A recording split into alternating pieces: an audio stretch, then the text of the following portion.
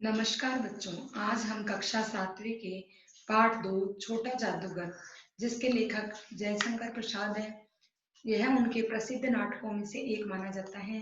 उनके प्रसिद्ध नाटक धूरुस्वामिनी, चंद्रगुप्त, स्कंदगुप्त आदि हैं।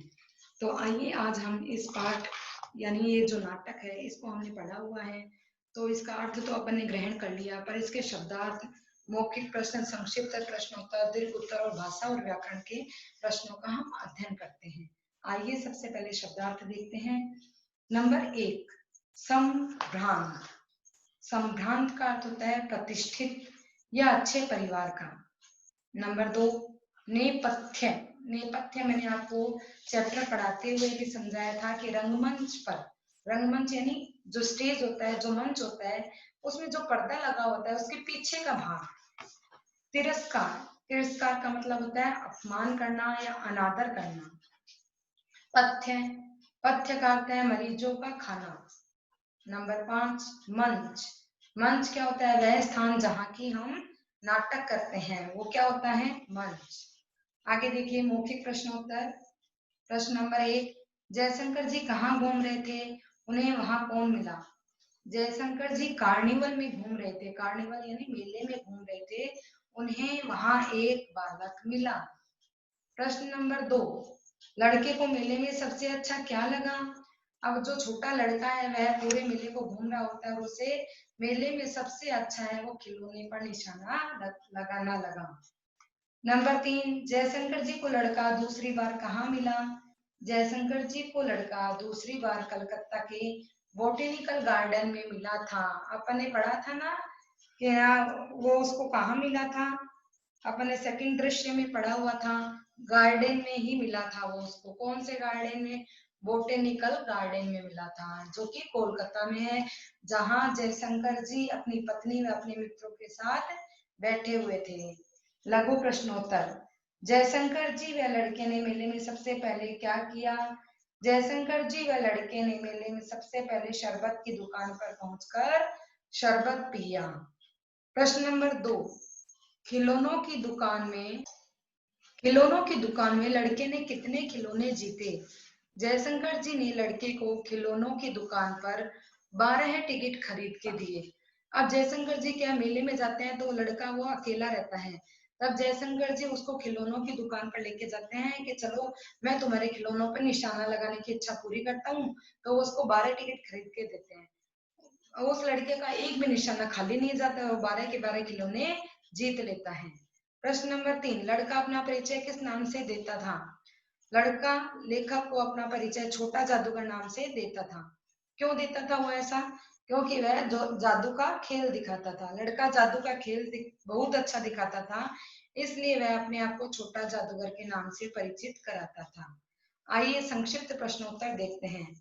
प्रश्न नंबर 1, छोटे जादूगर के माँ बाप कहाँ थे तथा किस हाल में थे? छोटे जादूगर के पिता थे, वो देश के लड़ाई में जेल गए हुए थे, और उसकी माँ घर में थी, जो कि क्या थी? बीमार पड़ी हुई थी। छोटे जादूगर के पिता देश की आजादी के लिए लड़ रहे थे और उसकी माँ निर्बल और बीमार थी। प्रश्न नंबर 2, यदि शरबत न पिलाकर मेरा खेल देखकर 2 पैसे दे दिए होते तो अच्छा होता। लड़के ने ऐसा क्यों कहा? यदि शरबत न पिलाकर मेरा खेल देखकर 2 पैसे दे दिए होते तो अच्छा होता। लड़के ने ऐसा इसलिए कहा क्योंकि उसकी माँ बहुत बीमार थी और उसकी माँ की जिम्मेदारी उस बच्चे के ऊपर ही थी, और वह जादू का खेल दिखाकर अपनी माँ के लिए भोजन का प्रबंध करना चाहता था, इसलिए वह लेखक से खेल दिखाकर कुछ पैसे प्राप्त करना चाहता था, ना कि शरबत पीना। प्रश्न नंबर 3, जयशंकर जी की लड़के से बोटेनिकल गार्डन में हुई भेंट का वर्णन कीजिए। अब वहां का दृश्य है वो हम बताते हैं। जयशंकर जी अपनी पत्नी वे अपने मित्रों के साथ पिकनिक के लिए बोटेनिकल गार्डन गए। वहां वे दरी बिछाकर जलपान कर रहे थे, तभी वहां छोटा जादूगर आता है। हाथ में झोला लेकर आता है और साफ कपड़े पहने हुए हैं, सिर पर सूत की रस्सी है और लेखक द्वारा दिया हुआ रुमाल बंधा है। आगे देखिए दीर्घ प्रश्नोत्तर। आपके विचार में क्या भीख मांगने के अलावा गरीबी से लड़ने का और कोई तरीका नहीं है? उदाहरण के साथ लिखिए।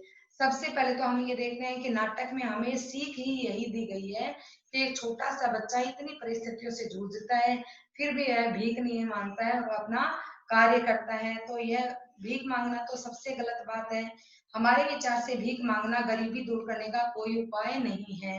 गरीब होना कोई भी पाप नहीं है, किंतु गरीबी को अपनी कमजोरी समझना गलत है। हम गरीब है तो इसका मतलब ये नहीं कि हम कमजोर है, हम लड़ सकते हैं, ये कोई हमारी कमजोरी नहीं है। इसके लड़ने के लिए हमें मेहनत और मजदूरी करनी चाहिए। जो ताकत काम करने में है वह भीख मांगने में नहीं है। मेहनत करके हम समाज में सम्मान के साथ जी सकते हैं। जिस प्रकार छोटे जादूगर ने भीख न मांगकर जादू का खेल दिखाकर ही अपनी बीमार माँ की देखभाल करने की सोची, अतः भीख न मांगकर मेहनत से ही गरीबी से लड़ा जा सकता है। ये बात एकदम सही है कि हमें भी कभी भी नहीं मांगनी चाहिए। अगर हमें कोई भी दिक्कत, कोई भी समस्या है तो हमें उसके साथ लड़ने की सोचनी चाहिए, न कि उससे छुटकारा प्राप्त करने की। प्रश्न नंबर 2, जयशंकर जी को ऐसा क्यों लगता था कि छोटा जादूगर स्वार्थी है? जयशंकर जी छोटे जादूगर को मेले में शरबत पिलाते हैं, तो जादूगर उनसे कहता है कि आप मुझे शरबत पिलाने के बजाय मुझे कुछ रुपए दे दे तो मेरे कुछ काम आ जाता। तब लेखक उसे क्या समझते हैं? लालची समझते हैं, क्योंकि छोटे बच्चे होते हैं, उनको खाने पीने का शौक होता है। लेकिन जब जादूगर उनसे रुपए मांगता है कि आप मुझे कुछ खेल देकर मुझे कुछ रुपए दे दो, तो जयशंकर जी को आश्चर्य होता है कि इतने छोटे बच्चे के मन में पैसों के प्रति लालच। उसके बाद लेखक उसे 12 टिकट खरीद के देते हैं। वह एक एक करके 12 खिलौने भी जीत जाता है। तब लेखक उसे खिलौने बांटने के लिए अपना रुमाल देते हैं। लड़का यह सब लेकर भीड़ में गायब हो जाता है। तब लेखक छोटे जादूगर को स्वार्थी समझते हैं कि काम निकल जाने के बाद में यह बच्चा तो गायब ही हो गया। इस प्रकार हमने इसके प्रश्नोत्तरों का अध्ययन किया। अब आइए देखते हैं, हम इसके वाक्य पढ़कर प्रश्नों के उत्तर दीजिए। क्या बात है, आज तुम्हारा खेल कुछ जमा नहीं। यह जो लाइन है उससे संबंधित अपने पास नीचे प्रश्न दिए हुए हैं, जिनका उत्तर हमें देना है। कौन किससे कह रहा है? यह वाक्य कौन किससे कह रहे हैं? यह वाक्य लेखक ने छोटे जादूगर से कही। ख, श्रोता कहाँ और क्या खेल दिखा रहा है? श्रोता का अर्थ क्या होता है? सुनने वाला। तो यहाँ ये बात कौन सुन रहा है? ये बात छोटा जादूगर सुन रहा है। तो छोटा जादूगर सड़क के किनारे तमाशा दिखा रहा था। ग, उसका खेल क्यों नहीं जम रहा था? उसकी माँ की अंतिम घड़ी समीप थी और उसने उसे जल्दी घर बुलाया था, इस वजह से उसका खेल जम नहीं रहा था। बातचीत करने के बाद वे दोनों कहाँ गए और वहां क्या हुआ? बातचीत करने के बाद वे दोनों छोटा जादूगर की झोपड़ी में गए, जहां उसकी माँ की मृत्यु हो गई। आगे देखिए, सही और गलत पे अपने को निशान लगाने हैं। छोटा जादूगर की जो विशेषता है उस पे सही, जो नहीं है उस पे गलत। कर, छोटे जादूगर में बहुत आत्मविश्वास था। सही। ख, वह बहुत स्वार्थी था। गलत। ग, वह अपनी जिम्मेदारी समझता था। सही। घ, माँ की उसे परवाह नहीं थी। गलत। ड़, वह मेहनत से कमाना चाहता था, भीख मांगने में विश्वास नहीं करता था। सही। च, उसमें देश प्रेम था। सही।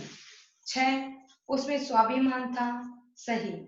आइए सही वाक्यों को जोड़कर उनको पूरा करते हैं। कर, आज मेले में तुम ही मेरा साथ दो।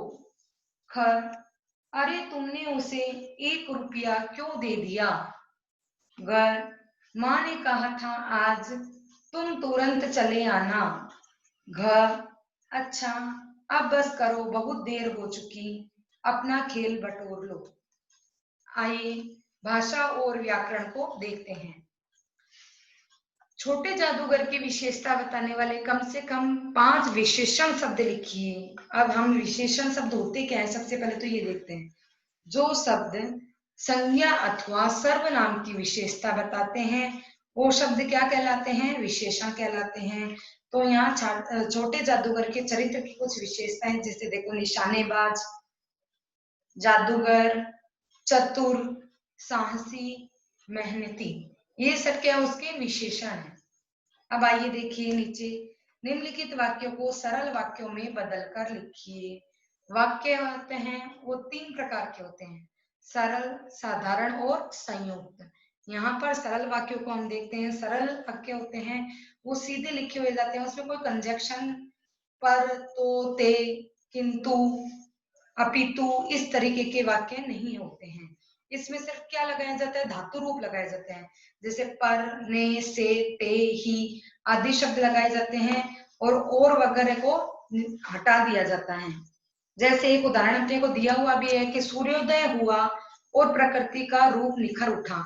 तो इसको और को हटाकर हम पूरे वाक्य को कैसे एक बना सकते हैं, जैसे सूर्योदय होने पर प्रकृति का रूप निखर उठा। आगे देखिए, इसी उदाहरण को देखते हुए हम नीचे के वाक्य को बदलते हैं। नंबर क, जरा सा तमाशा दिखाया और तुमने 1 रुपया पकड़ा दिया। अब यहाँ से जरा सा तमाशा दिखाया एक वाक्य, तुमने 1 रुपया पकड़ा दिया एक वाक्य। इन दोनों को मिला के अपने को एक करना है और वाला कंजक्शन अपने को हटाना है। जरा सा तमाशा दिखाते ही तुमने 1 रुपया पकड़ा दिया। तो यहाँ पर दोनों वाक्य को अपन ने एक बना दिया है, यानी सरल बना दिया है। ये जो पहले वाक्य बना हुआ था और वाला, ये क्या था, संयुक्त वाक्य था। इसको हमने कन्वर्ट किया किसमें, सरल वाक्य में।